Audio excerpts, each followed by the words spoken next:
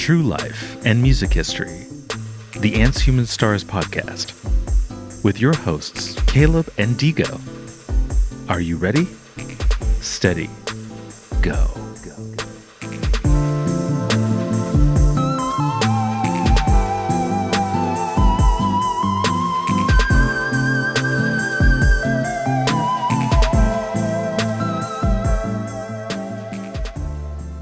Hey listeners, just wanted to let you all know that this conversation was recorded before the outbreak of the war in Israel, Palestine, and the subsequent genocide that followed.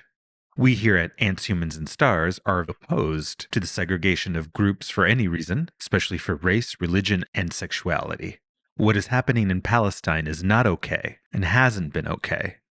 With that said, this is the story of Digo's trip to Tel Aviv in August 2023. Hope you enjoy. I've done so much traveling. I know. How's it going? Dude, You've just been all over the world. I've been thrown up and down, left and right. Oh, and did I talk to you about Israel? No, you didn't. Tell me all about Tel Aviv. Damn. Okay, hold up. Mm-hmm. Okay, so Israel.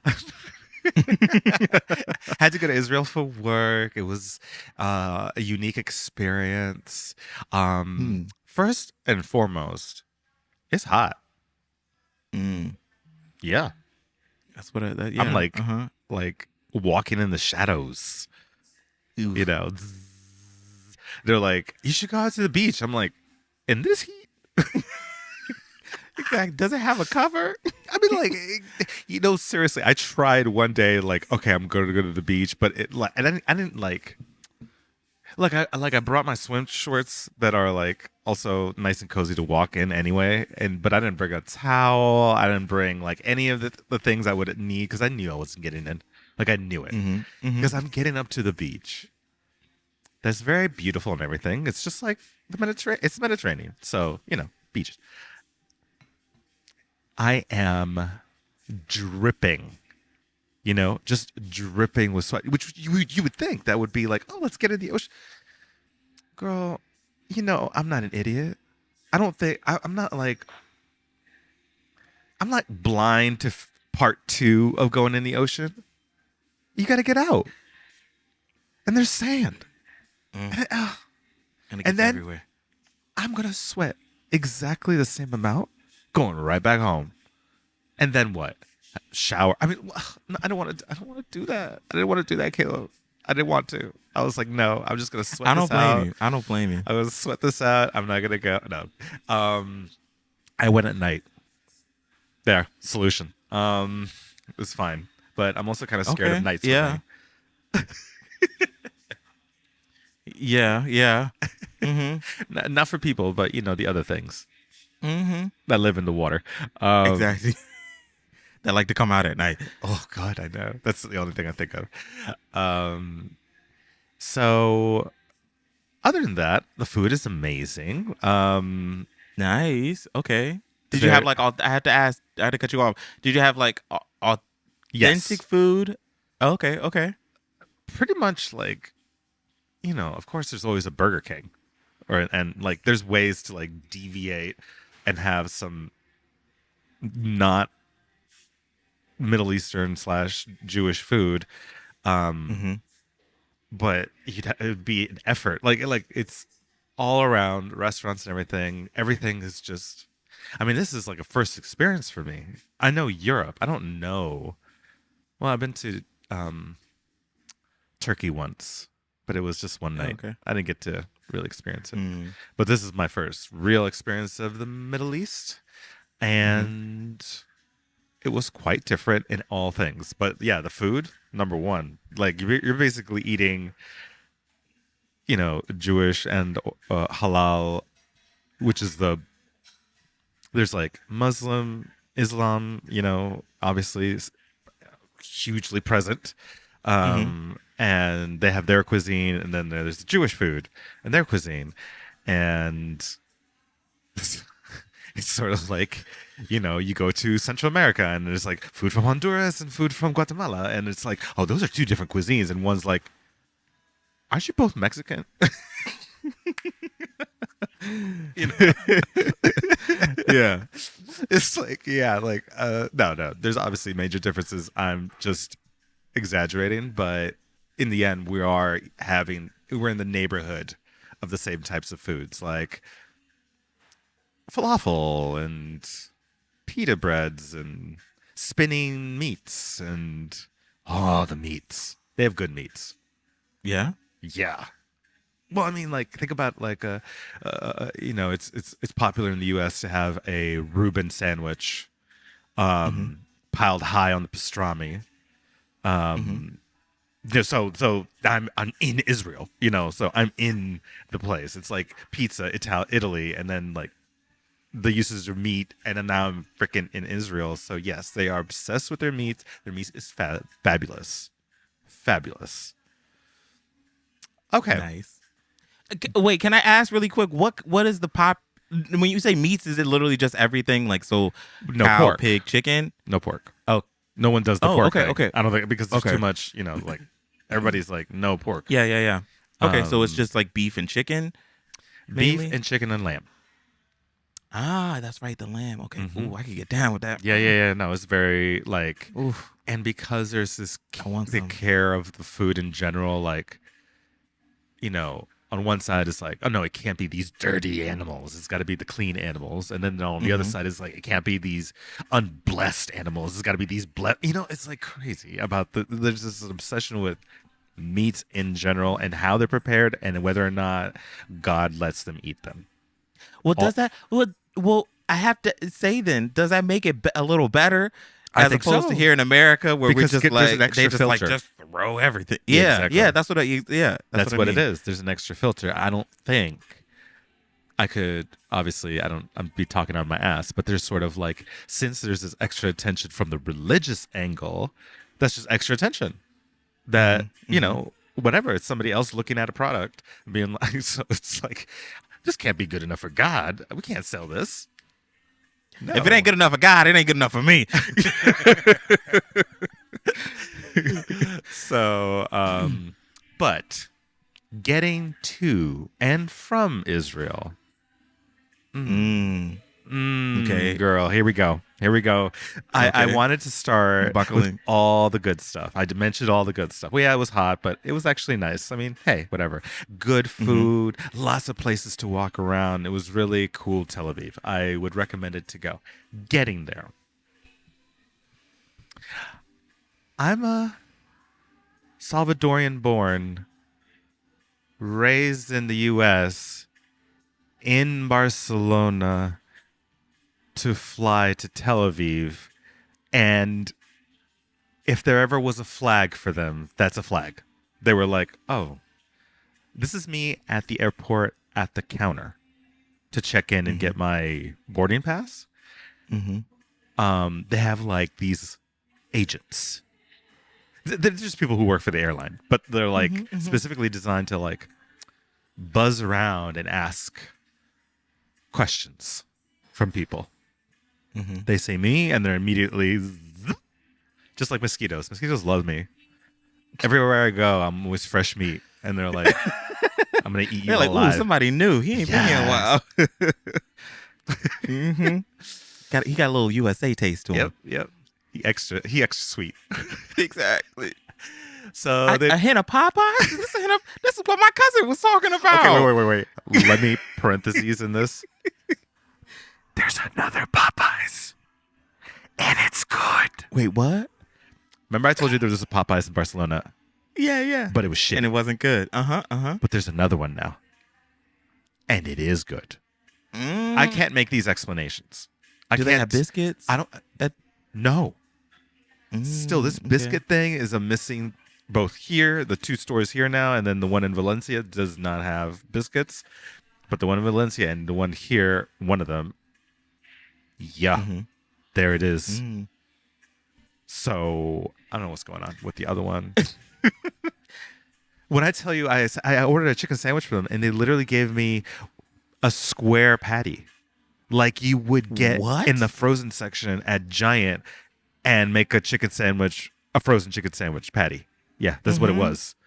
I was like, what is this? What happened? Oh I ordered my a sandwich at the other gosh. place, and it's the sandwich that the Popeyes chicken sandwich.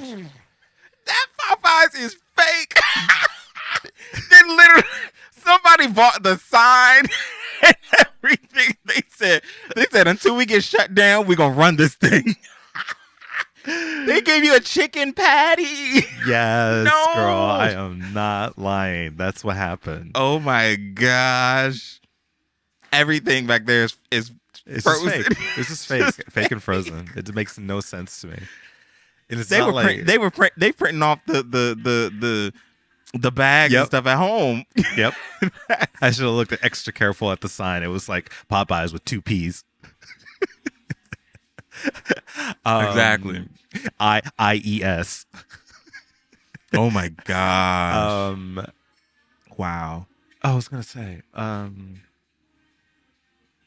Sorry, I don't remember that detail. I know I just threw you off, but I didn't remember that detail. Wow, they really gave you. But the fact, well, you know what it is? It's the fact that you said you've gone to the other one and like everything was real.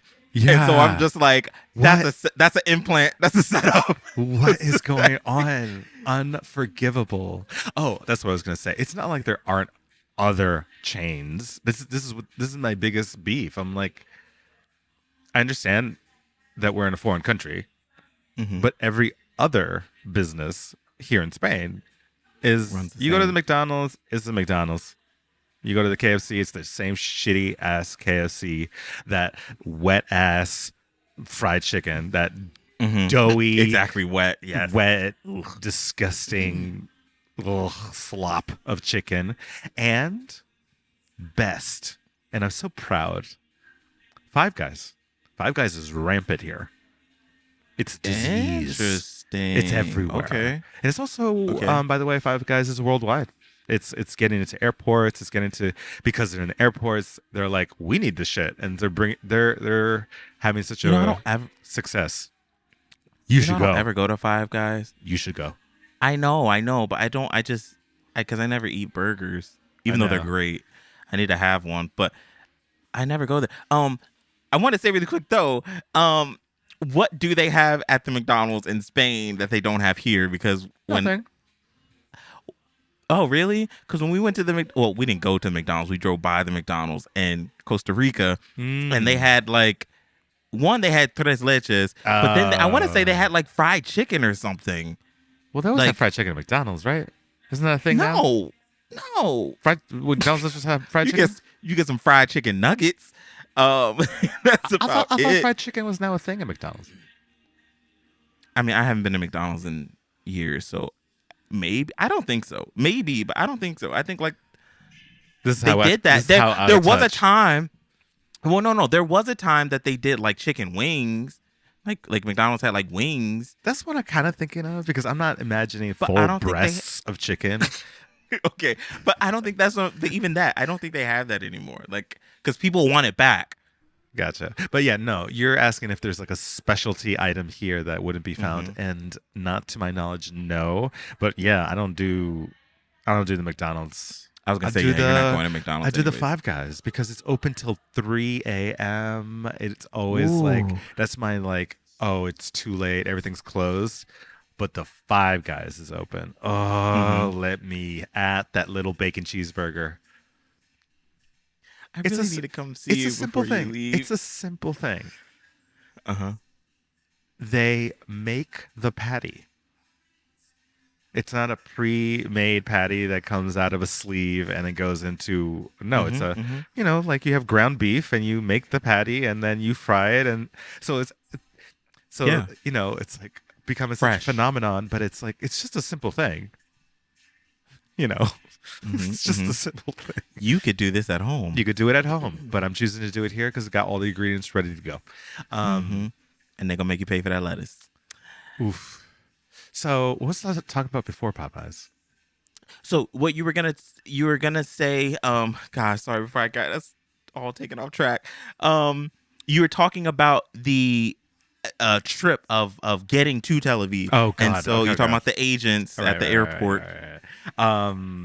That I'm surprised I remember all that. I'm Oh proud of God, myself. that is Anyways, amazing. continue. That is amazing. That does not happen on a regular, but continue. Um, you know, it basically was a tag team. One agent would be like, asking all the questions. And when I say all the questions, I named my parents' names. I named my boss's names. I named from where I was from. I named what I was doing here, where I was staying here, where I was going, where I was staying there, who I would be seeing. And then that person would leave, and then the other one would come and then be like, so who are you staying with? Where are you staying? Cross-referencing all the questions. Meanwhile, my bags are over at those tables, and they dumped everything out of the bags. Just took my bags apart, and it took everything out, and they have a little wand that they whatever, and they put it in the machine and it says if it's a bomb or not. And they did that. Wow, they questioned me. This is right around the time where the edible kicked in. Because, I'm getting to the airport. I'm like, all right, this is check-in line, 10, 15 minutes. And then, so I should take the edible now before I get to the airport. So it starts kicking in when I'm like chilling in. Oh, I didn't know I had to go through this. So that whole like, I'm going to get it. I'm going to get the wave when I'm like chilling. First the interrogation. And, obviously nothing to hide. So all good. But it was an interrogation for sure. Then I go to, you're going to get into security and then get through that process. I had an agent follow me to the line, escort me to the line. Then she stood there while I went through the line at security just to make sure I actually went through. Oh my gosh. I had never been so questioned about anything ever in my life. It felt like I had to like tell myself, I'm not being arrested here. This is just, I guess, what they have to do to ensure safety for all. Whatever. So one, I've had a situation like that when I went to Canada to see friend Lanny up there. It was a guy, which I get the whole idea of security, quote unquote. But it's totally just profiling is what's happening. And it's BS. Most of it is profiling for sure. And so I think that's very problematic, and it's literally just profiling under the guise of, for safety.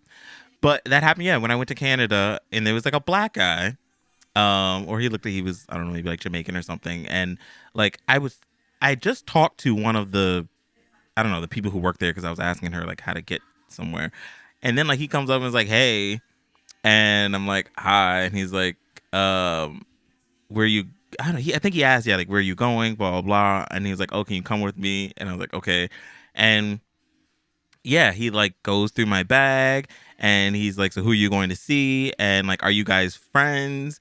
And he was like, how'd you meet this person? And I was like, okay, so you know what? I want to just, what got him to shut up, was, first he was like asking me like, who are you going to meet? And like your friend. And he was like, I'm like showing him text messages like, this is my friend. This is who I'm going to see. Yeah. And yeah, it was like, who'd you meet? All this stuff. And then he's like, and then I was like, oh, we just met like on an app. And he was just like, oh, well, what's the app? And I just looked at him. I was like, it's a gay app. It's called Scruff. And then he was like, God. Oh, have a nice day. And we were done. And I was just like, I love how he was completely comfortable. And I know this is your job, but I love how he was completely comfortable with this violation until he was uncomfortable. Exactly. And I just gave you guys a very quick summary. No, this was like a way drawn out process. 20 to 30 minutes of this. And like I even said, asked, like, it suddenly. Yeah, I'm not ready for this. I literally had walked off the plane and I was walking down the escalator to go find the bus that I had to get on. And yeah, he pulls me inside and we're going through all this stuff. And I'm like, now I definitely would have been like, no, I'm not showing you my phone, but you can go through my bags. Like, this is it. Bring a manager over here because I don't think this is like okay policy. But at the time I was just like, okay, fine, like whatever. And he was just like, yeah, no, this is like protocol. This is what we do. Like, I'll ask my manager to come over. It was just absolutely ridiculous. And yeah, that's why I say I do have a problem with that, because all it is profiling under the guise of safety. When, yeah, you have all the monitors in the scan my bags, ask me the questions you need to ask me, and like, yeah, let me be on my way. Anyways, that kind of makes me upset thinking about that, and then thinking that you had to go through this, because it's really ridiculous. And on the way out, same. Really? Who'd you see? What did you have? Did you have your bags on you all the whole time? Where did you stay? Where are you going? And it's like, but this time I'm leaving. On the way, why does that matter? On the way out, you know, you go into the airport and there are the counters, right? Sometimes there's a little line for your counter. Sometimes a big line because everybody showed up at the same time, or, you know, whatever. This was throngs of people waiting in line to get into the to see an agent and get the whatever boarding pass. The throng took I show up to the airport 3 hours in advance. Had my flight not been delayed, like, wow. If it hadn't been delayed, I would have showed up literally at boarding time, like final call boarding time, having showed up 3 hours in advance. Usually I show up 3 hours in advance, and then I obviously have a spacious 90 minutes or so, you know, chilling in the gate and eating and whatever, wishing my gummy could kick in harder. Yeah. But no, it was spent all in that. And yeah, some of it was the interrogation process, and there's just like that, and then double security. They secure you once and then they secure you again. I was like, what? This is crazy. Thanks for listening to the Ants, Humans, Stars podcast with Caleb and Digo. Stay connected and get updates about new episodes by visiting our website, antshumanstars.com, and by subscribing wherever you listen to podcasts. If you enjoyed this podcast, please leave us a positive rating and review, and share about us with your community on social media. Thanks, y'all. We really appreciate it.